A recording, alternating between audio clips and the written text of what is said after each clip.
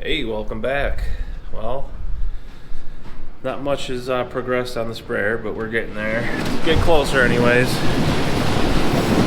Running onions, getting close to the finish line.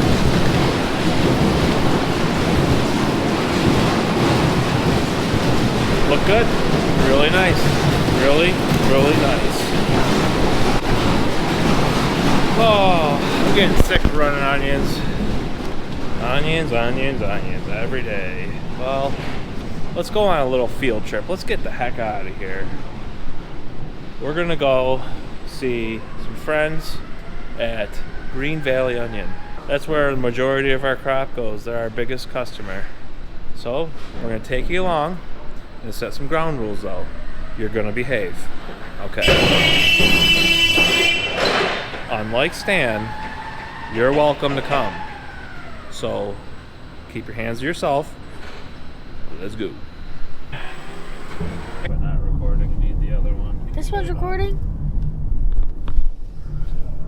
Alright everybody. We're pulling into our destination. Family, where are we at? Green Valley. Green Valley! I got my beautiful wife here with me. My sweet baby girl. Got my little boy Wade and my toaster in the back. David Sorbello. Oh, those look familiar. Oh. Why are they the nicest onions in here? Before they were. They travel, yeah.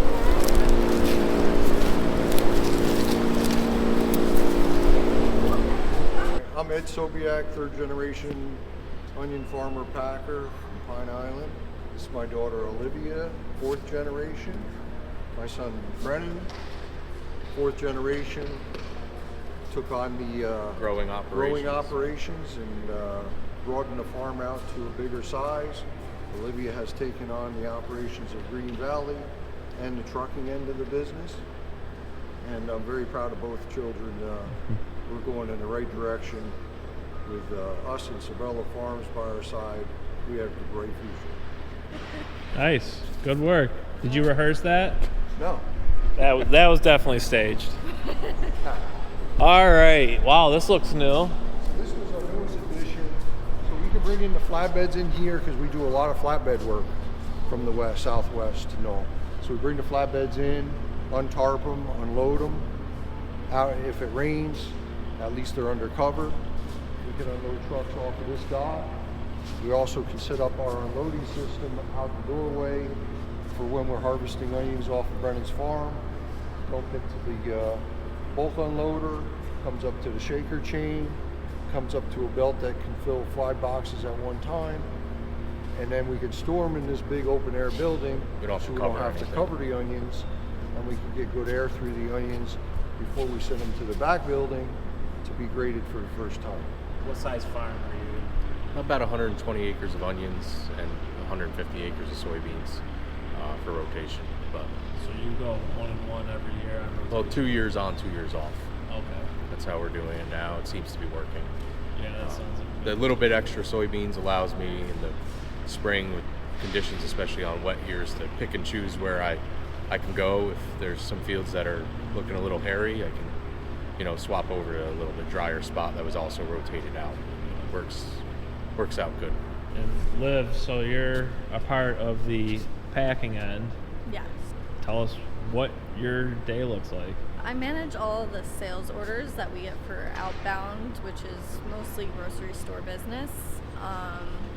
So what that entails for me is making sure that every order is taken care of for every item, pricing those items, finding delivery appointments, confirming with the buyers on everything, scheduling trucks. So there's a lot that goes into our outbound product, and that's basically my bread and butter here. Even though we just sell onions, we sell different sizes, different colors, different package sizes. So we recently went through our list of every item we sell, and there's about 150 different SKUs. So even though everyone just thinks it's just onions, there's a lot that goes into each different product and each different package and each different label that we sell. So the picture on the wall represents what the building looked back in the 1980, before we did the additions on both ends and out the back. And for sure, pretty rough building at the time and needed a lot of work, and it's come a long way. I would say so. Right. It's our inspection area. This is where every load gets inspected, and we check for quality here. When the USDA has to come in and report an inspection, this is where it's done. High tech.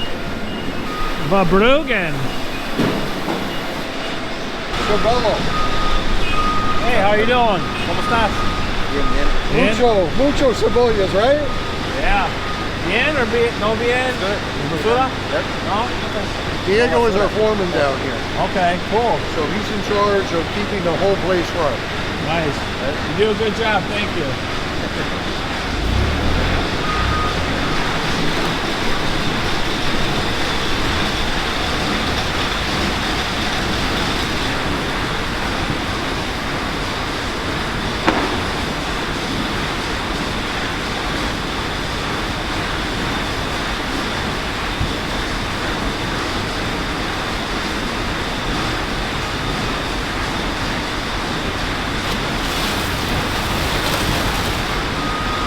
So you lift the tote over that?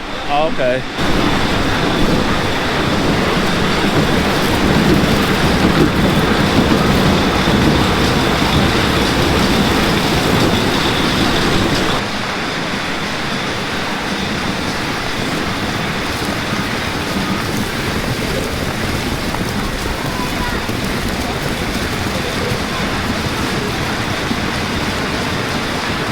These are our onions going through the line. So that's what they look like. I thought they looked nice. I wondered.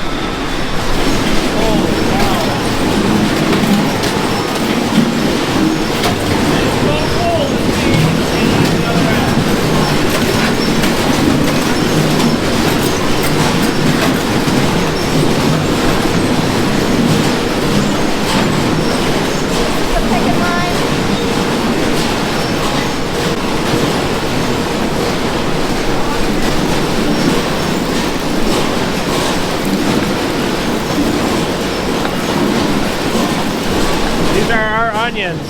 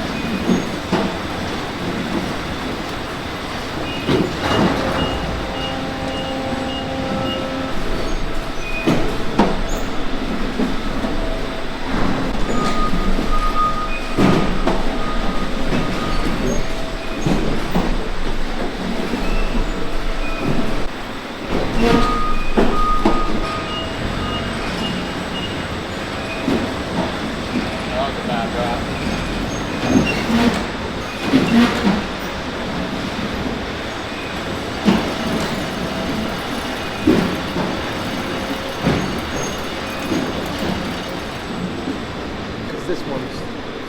Then we load out of the one door, one truck at a time, so there's no mistakes where pallets aren't going onto the wrong trucks. Fill this room several times a day. So everything gets forklifted into here. Yep, and then loaded right on the truck. So how do these racks work? These racks work like one pallet gets placed on here, that gets pushed down, then the next pallet gets pushed on, and they just keep getting pushed Forward with the next pallet, and then set it down. Wow, that's ingenious. That's a huge room saver. Yeah.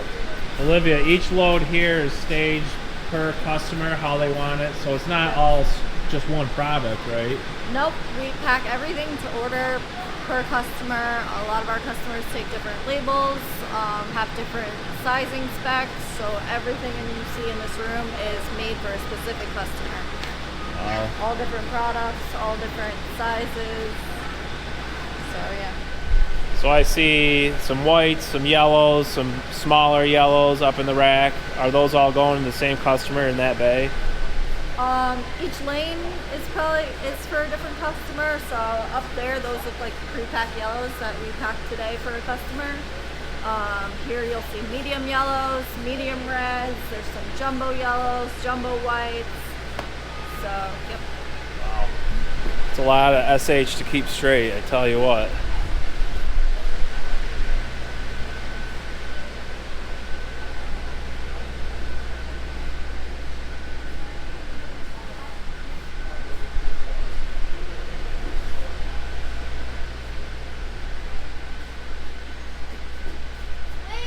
Are those the pre-pack yellows that we sent down last week? Yeah.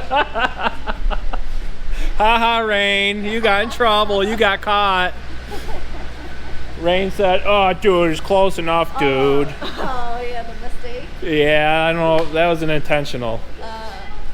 Customer that takes like a pallet of this, a pallet of that, a pallet of this, a pallet of that. So it's probably 6 different products that'll be loaded on this truck or so. There's the fork trick.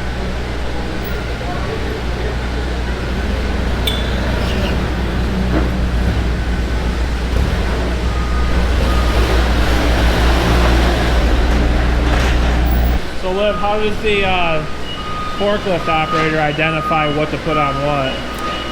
Yep, they have an outbound sheet that they follow to put on what's put on the truck, and Juan Carlos here is holding our pallet stickers which show which items are being loaded onto the truck.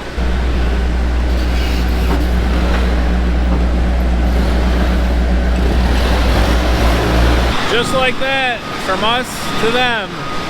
You see our totes coming in, go through the line, they get packed in the bags, they're getting loaded out to go to the customers. Pretty amazing. First time I've seen it, and I'm very impressed. This is so cool to see. Just to see what our product looks like at the end. This year we got a 100 score on our Primus audit, so we're pretty stoked about that for our 50th year. Wow, how do you get that? Hard work and determination. Congratulations, that's awesome. So today we've seen a lot. We've toured Green Valley Onions packing facility. You saw where our produce goes, where it gets processed and sent out to the consumer. That's one highlight, but another highlight of this trip is highlighting women in ag. So I have a little girl that, you know, I would like to work alongside with, but Olivia here works with her dad every day, and that's something that I envy. It's really cool to see, and that's something that I would like for our family as well. And it's kind of a funny thing. I was listening to a podcast the other day, Farm for Profit, so it's got to be gospel. And they said that there's 33% of agriculture is made up of women. I think that statistics would be surprising to most people to think that there's that many women in agriculture. Yeah. I mean, you would feel that you would probably be one of fewer, right? Not necessarily, actually. For the older generation, yes. But just in our small little valley, there's actually quite a few daughters that are in their father's shoes and up and coming, not just me. So it's pretty cool to see and pretty surreal. In our area, really just it's not there. I mean, there's other companies, yes, that I know that women are, in ag, but it's really cool to see. And I'm going to turn it over to Maggie. She's got a few questions for Olivia. Well, take it away, honey. What challenges do you face in farming? Challenges. I think there's a big disconnect between the average consumer and the farmer, and the biggest thing we see now is that they don't realize the work that goes into it. And I've been watching some videos on YouTube, and the comments, people would be like, oh, I had no idea an onion was made this way. Well, there needs to be more education about how these things are made so people could have an appreciation for it. There's a lot of costs that have increased in our industry, and just the average consumers are complaining about grocery stores increasing their prices, but they don't realize a tractor not so long ago was $20,000 and now costs $200,000 to buy. So those costs need to be passed on somehow, some way. Cost of labor is increasing, the cost of packaging is increasing. A lot of packaging comes from overseas, and we know that's another whole hot topic, but yeah. How long have you been farming? I've been in the produce industry for 5 years officially, but I also like to say I've been working with my dad probably my whole life and been educated about the business my entire life, so I don't feel like 5 years really encapsulates all that you know when you're born and bred into something like this. Have you always worked on a farm? No, I have not. When I was in high school, I had a lot of jobs. I worked at an ice cream stand, I worked at a restaurant, I babysat a lot. So I did a lot of different things. I went to school for marketing, and then I worked in New York City in the advertising industry, and I worked with TV networks to buy commercials. So it was very different than this. But this was always my roots. That's all I have. I wanted to touch upon you were saying before about hoping to work with your daughter, and that's a dream of yours, and I think that's really special. And a lot of people, I always love to say this, that a lot of people ask me oh, how could you work with your family? That must be tough. I think I'm so grateful to work with my family and so lucky to work with my family, and that is something that 99% of the population doesn't have the opportunity to do. So to look at myself, I have to think I am lucky to have this opportunity. So it's just all just a mindset. So I really appreciate that I'm able to be with my mom, my dad, my brother every day of my life, and most people aren't. There's no one you can trust like your own family and love like your own family, and as long as you guys learn to deal with each other in the good times and the bad times and get through it, makes you stronger. If you were talking to young women Maggie's age, would you have any words of advice for them? I was thinking about this yesterday because when I was Maggie's age, I probably had no idea what I wanted to do, or that I'd be sitting here right now. So it is really surreal that I'm here and continuing on my family legacy. It's really special to me. But when I was your age, I had no idea what I wanted to do. But if you just follow your dreams and work hard, you'll get wherever you want to go. What's your favorite color? Purple. That's your favorite color, isn't it, Max? Yeah. Well, we appreciate the time that you took and what you do every day. This is our bread and butter too. You know, we live off each other and we work together very closely, and we're very appreciative of what you guys do for us. So thank you very much. All right. Well, thanks for watching. We'll see you next week. Meanwhile, during the interview, yeah, toaster.